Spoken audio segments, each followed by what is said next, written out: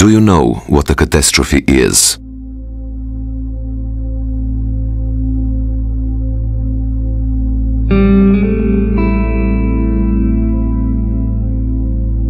This is what catastrophe looks like.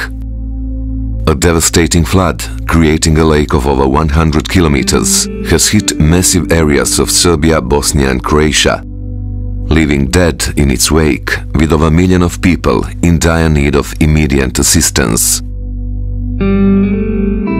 ADRA, Serbia, Bosnia, Croatia and Slovenia have immediately jumped into action, equipping teams and collecting help.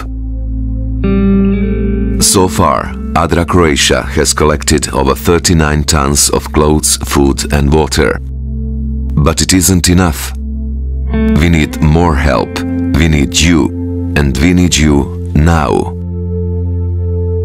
We need these supplies: water, canned foods, disinfectants, toiletries, showers, medical masks, children's and adult diapers, sanitary pads.